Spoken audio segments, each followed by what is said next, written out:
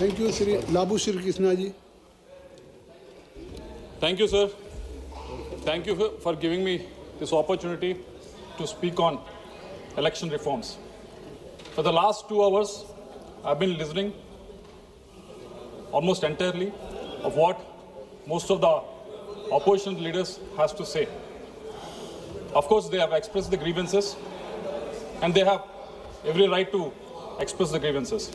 But I also wished wholeheartedly that they will express the achievements that we could, as a country, we could do in the last 75 years as well with regards to the electoral process.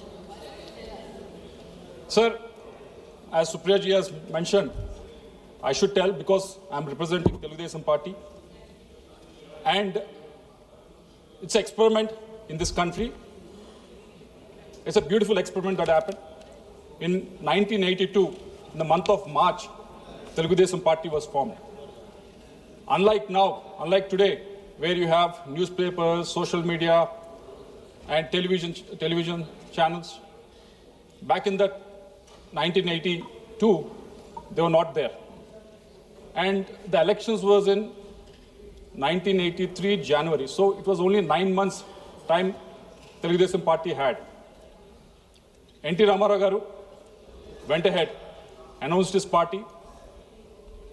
And the most interesting thing was, because it was a new party, it didn't have the symbol also. So Telugu Desam Party in its first election went into the electoral process without having an official symbol.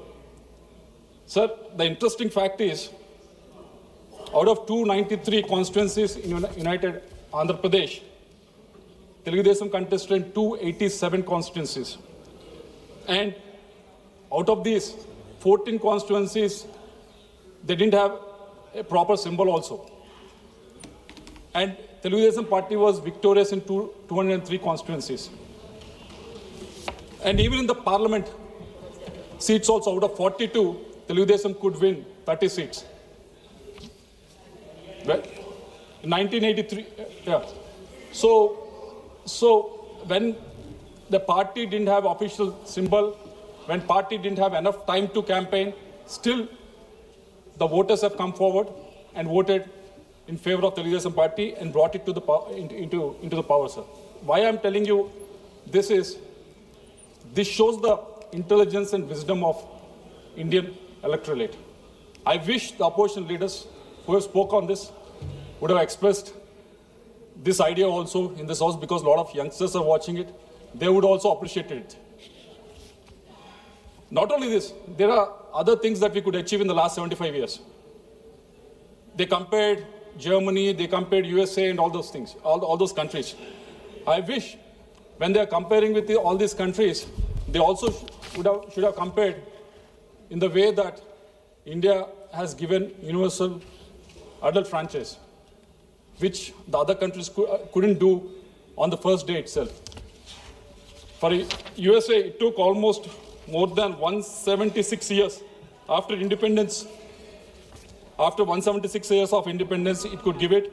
United Kingdom, it took 96 years. Canada, it took 93 years after independence. France, it took 152 years after independence. But India, we could do it in the first day itself.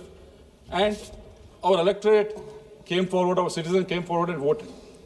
And a lot of people have said at that time, like yesterday, I think Hudaji was quoting Winston Churchill also, that this experiment is going to fail because this is too alien to India. But election after election, we have seen the success of it. Not only that, I wish, because this is a success, you should have actually at least expressed it. Instead of trying to just express your grievances, even the credit also he can take sometimes. माननीय सदस्य please chair को address करें. And not only this, ma'am, giving the right to vote is one thing, but how you can make sure that most of the people can turn up and vote. In 1951-52, in the first election, there are 44.87% who have turned up to vote. And in the recent election, in 2024, 65.8% have come out and vote. If you take out the urban constituencies, and consider only rural constituencies like mine, it would go up more than 75%, ma'am. And the most interesting thing is, in the last two elections, in 2019 and 24, the women out-voted men, ma'am.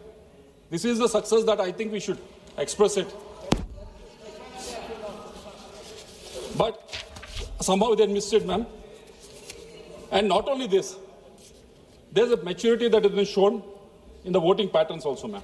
They've been talking about various other things, but I want to put this on record. In the state elections that have happened after the independence, 385 times the election happened in various states for the assembly. And from the first 35 years, from 1951 to 1986, 56 times the government has changed in the states. And in the last 35 years, from 1987 to 2002, 133 times the government has changed in the states. So it shows the maturity, it shows how much educated our voters are about the society. So I think, I hope they'll appreciate this fact, ma'am. Sometimes you need to take the credit, but somehow they keep missing taking the credit, ma'am. And instead of doing that, all I'm hearing for the last 2 hours is vote chori, EVM source code, paper ballot.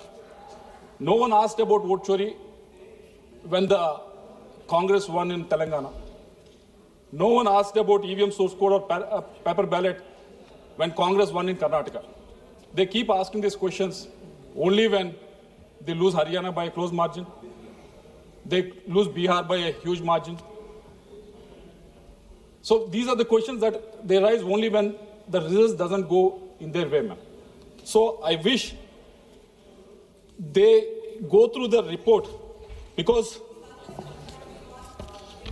yes, thanks for taking up Tamil Nadu, because this is coming from the newspaper that's published in Tamil Nadu only by Hindu, and I'm sure you are the Kanimoji senior member sitting here. Kanimoji senior member sitting here. He is the chairman of the workers' union of this newspaper. It's a very credible newspaper, the Hindu, and it has published the report. It has published this report. It has published this report. Of course, if you have gone through the articles that they published, even before the Bihar election also, if you have gone through it. जब आपकी बारी आए तब आप बोलिएगा, please बोलने दीजिए. आप बोलिए. No, it's okay. आप बोलिए प्लीज. बोलिए. माननीय सदस्य, आप चेयर को एड्रेस करिए. So this is the report that have come out in the Hindu newspaper, ma'am, and it's a very credible newspaper. And before the Bihar elections happened, they also published Frontline as a magazine. There are a lot of articles that have come in this Frontline and also in the Hindu. They were on both sides. They were critical of SAR. They are in support of SAR. But after the election was over, they came up with this report. What they were saying in this report was, they have analyzed two things. One, what was the election result in 2024 Lok Sabha election in Bihar, and what was the result in the constituencies in the assembly elections of 2025. Second, they analyzed is what happened in the constituencies where there were a lot of deletion of votes, what happened in the constituencies where there was less deletion of votes. Both of this has been verified by them, ma'am, and the report says stunningly,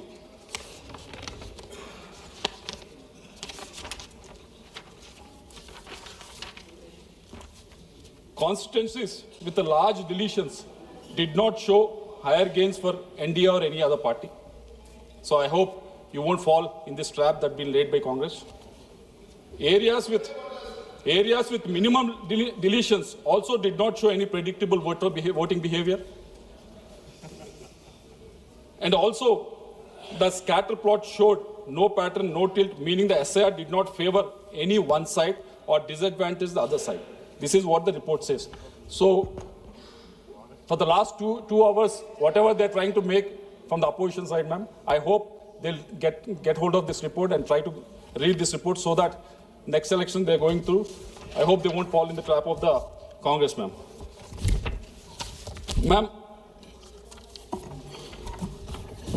Ma'am, I'm a new member in this house only second time. There are people that have been here for almost 10 times or more. They contested elections for more than 10, 11, 12 times, ma'am. And in the two elections that I've contested in 2019, there was a voter turnout percentage of almost 84% in my constituency, ma'am.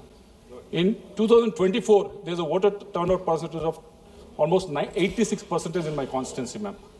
This shows the voters have confidence in the election commission to come forward and exercise their vote, ma'am. And obviously, I accept after going through these two elections, I still accept. It's not that everything is perfect, so there is no need for reform. There is no need for any new suggestions. No, I'm not saying that. Of course, there's a need for reform. And starting with that, ma'am, we've gone through the election commission. They have invited us. We have given the report to them. And I request all the opposition parties also to go and exercise that. The first reform that we request the election commission through the law ministry is that adoption of a single unified electoral roll for state, national and local body elections, ma'am. This is very much needed because every time there's local bodies, there's assembly elections and parliament elections. Most of the time, the electoral rolls are different. And also, they talk of biometric use of biometric in a voting ID, ma'am. But as the Supreme Court says, we cannot include them. And surprisingly, they are the ones, when that was brought into this house, opposed it. Because they said most of the schemes that are delivered to the citizens are done through the Aadhaar card. Because it is done through Aadhaar card, it helps the party in the ruling if you can combine both of them. So what from Telangana party side, what we request is, if not bring the Aadhaar data onto the voter ID, why can't we create the same iris, same thumb impression on the voter ID so that it becomes unique? And third one, ma'am, conducted targeted re-enrollment campaigns for migrant workers, tribal groups, and the elderly, ma'am. The fourth one, capacity building for BLOs and EROs. Because this capacity building happens only 6 months before the election or 8 months before the election, but this needs to happen continuously every year. So I request the Election Commission to look into that. And increase the transparency and participation by booth-level agents. We as a regional party who is in power in Andhra Pradesh, we have come forward and we have said, please implement SIR in Andhra Pradesh. That is our request. That is the request we put across to the Election Commission. And we want it to be, you are also the government. You are also the government in the state. Did you forget that? You are not in the opposition. So you must be doing something wrong then. So you must be doing something wrong in Tamil Nadu. I think you forgot. You're already thinking that you lost the election. Don't think you already lost the election. There's 6 months time. So we want the BLOs to be trained, ma'am, so that from all the parties, we want them to be involved in this whole process. We're not just saying that bring one party BLOs and do it. Bring all of them so it becomes transparent. And sixth one, ma'am, publish district-wise data on voter additions and deletions regularly so that all parties can come together, see which one have been deleted, which ones have been taken out, ma'am. And the second reform that we request, there was law minister that was here earlier, ma'am, with regards to the moral code of conduct, ma'am. Although BNS section 169 and 177 now cover electoral offences, they were earlier listed in IPC sections 171A to 171I. But the problem with this is, ma'am, the convictions remain extremely low. I tried to search for the last 2 days how many convictions have actually happened in the 75 years. I couldn't find a single one. It's because there's a weak statutory backing and limited enforcement capacity, ma'am. Existing mechanisms under the MCC rely heavily on district level authorities, leading to inconsistent action and poor deterrence, ma'am. So what we request is to establish an independent enforcement agency so that money laundering, empowerment to investigate, monitor and prosecute electoral offences under the MCC can happen. This body should work alongside the Election Commission of India with clear statutory authority, specialized personnel and nationwide jurisdiction to ensure swift, uniform, and credible enforcement of electoral laws. Right now, what's happening is if someone has to complain, they have to go to the state local authorities like local police, which will be reporting again. So it won't work. It is not working well, and it's not being. The convictions remain very low. So that I hope this change can be made in the due process, ma'am. And the third one being the third reform that we suggest, ma'am, is with regards to the anti-defection. Currently, the Speaker of the House decides the defection-related disqualification cases. It raises the main problem is the delays that is causing because of that. So I request the Law Ministry to look into it and amend the 10th schedule to mandate a statutory timeline for resolving the disqualification cases, ma'am. And finally, ma'am, recently there was an election that happened in New York, and everyone celebrated, everyone shared on social media about the mayor election and how it was won and everything. But when I read the report that was published by the CAG about our urban local governments, they are published by auditing 17 states in India, and only 40% of the ULGs have elected councils and mayors exercising control over barely 25% of the constitutionally devolved functions, while serving only 12 to 30 months, ma'am. So I think we need to empower them more. We need to make sure that they can access, because these days when you go to any city, the mayor is there, but his power is not, you won't be able to exercise this power well. Last 2 minutes, ma'am, I'll conclude. And similarly for the panchayat elections also, this needs to be enforced, ma'am.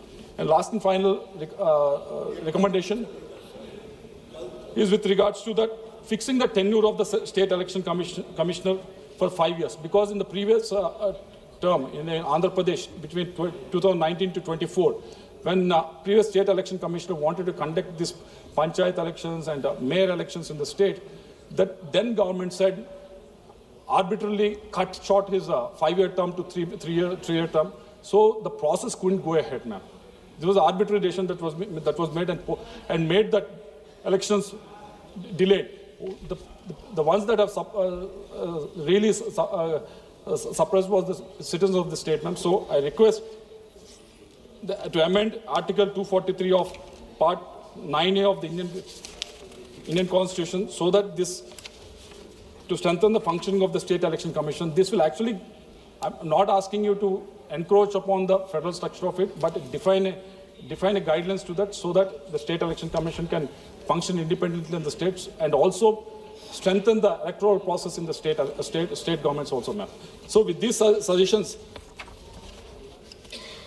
we are all here for maybe for a few years as MPs. Maybe some lucky ones will be here for maybe decades. But the ones that will stay here are the ones that will stay here are the institutions, ma'am. Institutions, we need to support them. We need to strengthen them.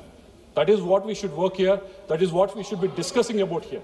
Instead of demeaning these institutions, we should be working towards strengthening them, ma'am. I hope all parties will come together, come forward and put the proposals on how to strengthen the Election Commission as an institution rather than demean it, ma'am. With this, I thank you for giving me the option. Thank you.